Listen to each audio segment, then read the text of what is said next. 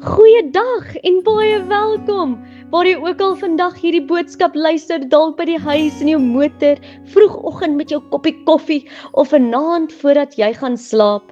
Ek wil jou herinner aan iets pragtig. God het jou nie gemaak om alleen deur die lewe te gaan nie. Ons het mekaar nodig. Ons het mense nodig wat saam met ons kan lag, saam met ons kan huil, saam met ons kan bid en ons kan herinner aan die goedheid van God. En daarom is Psalm 133 vandag se boodskap so besonders. Kom ons luister saam na God se woord vanuit Psalm 133 wat net 3 verse het. Hoe goed, hoe mooi is dit as broers eengesind saamwoon. Dit is soos kosbare olie op die kop wat afloop oor die baard van Aaron wat afloop oor die soem van sy klere. Dit is soos die dou van Hermon wat op die berge van Sion neerdal, want daar gee die Here sy seën lewe tot in ewigheid. En in Jesaja 56 hoor ons God se hart vir mense wat na hom toe kom. My huis sal uitgeroep word tot 'n huis van gebed vir al die volke. En dan sê die Here, ek sal nog ander by hulle bymekaar maak, buiten die wat reeds bymekaar is. Tot sover. Indrukwekkende stukkie is dit nie? Psalm 133 begin met hierdie eenvoudige woorde, hoe goed, hoe mooi is dit as broers eengesind saamwoon. Ons weet almal hoe kosbaar dit is wanneer daar vrede in 'n huis is, nie waar nie? Wanneer mense mekaar verstaan, wanneer daar vergifnis is, wanneer jy weet, jy behoort, ek behoort hier. Maar ons weet ook hoe swaar verdeeldheid kan wees, nê? Een verkeerde woord kan 'n verhouding verander. Een onvergeefde seer kry kan jare lank tussen mense staan. Een misverstand kan mense van mekaar wegtrek. En soms gebeur dit selfs onder gelowiges. Ons kan almal vir God lief wees en tog van mekaar verwyderd raak. Ons kan in dieselfde kerk sit, dieselfde lied sing en dieselfde Here aanbid, maar steeds iets in ons harte dra wat ons van iemand anders weghou. Daarom sê Psalm 133, hoe goed, hoe mooi, want eenheid is kosbaar. Maar hier is iets belangrik. Eenheid beteken nie dat ons almal dieselfde moet wees nie. God het ons verskillend gemaak en hoe besonder verskillend is ons nie.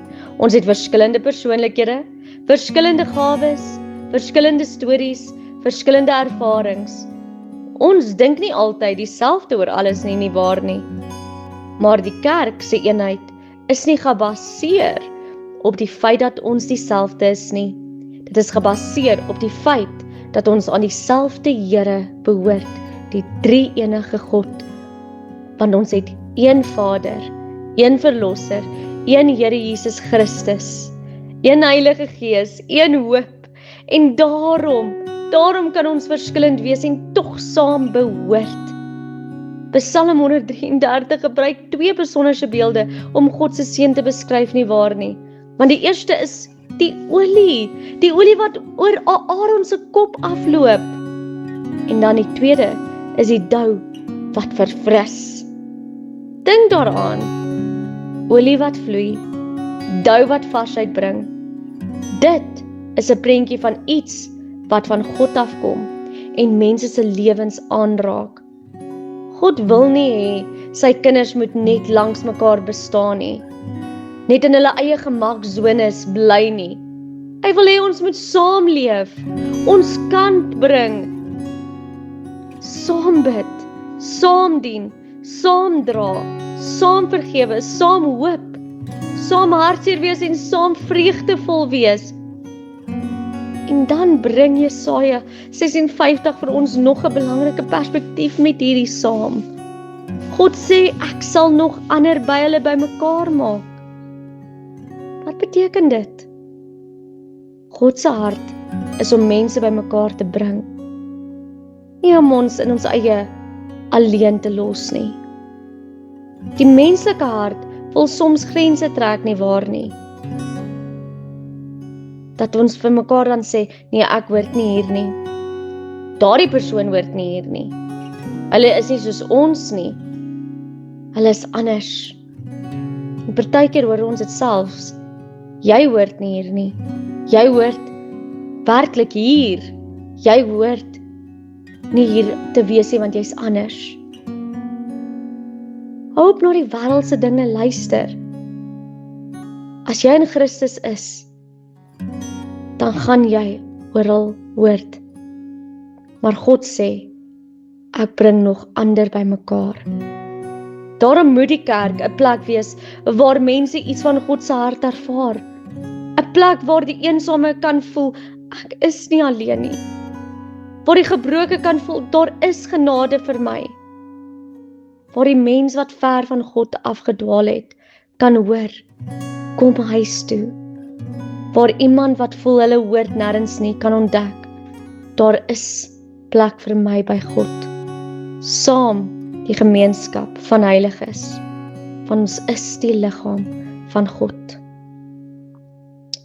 Jesaja sê, my huis sal uitgeroep word tot 'n huis van gebed. En wat 'n wonderlike beskrywing. 'n Huis van gebed, 'n plek waar ons nie net oor God praat nie, maar waar ons saam met God leef en hom weerspieël. 'n Plek waar ons mekaar na God toe dra. En miskien is dit presies wat jy vandag nodig het. Miskien voel jy alleen. Miskien is daar spanning in 'n verhouding. Miskien is daar iemand wat jy moeilik kan vergewe. Miskien is jy self die een wat seer gekry het. Of miskien het jy iemand seer gemaak. Dan wil ek jou vandag herinner, God kan herstel wat ons nie self kan herstel nie. Kies net om te kom, want jy's welkom hier. Jy hoef nie alles vandag op te los nie, maar jy kan vandag die eerste tree gee. Jy kan selfs bid en sê, Here, begin by my. Here, verander my hart.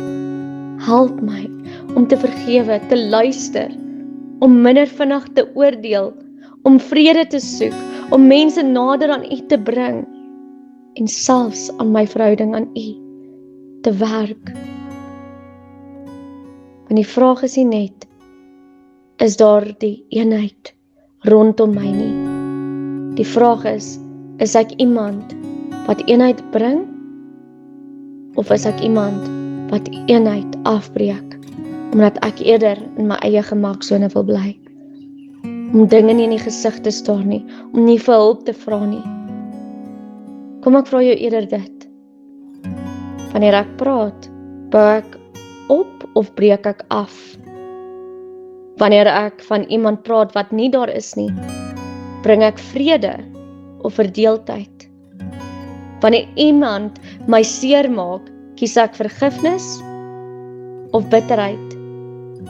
Wanneer iemand anders as ek is, gee ek ruimte of sluit ek hulle uit?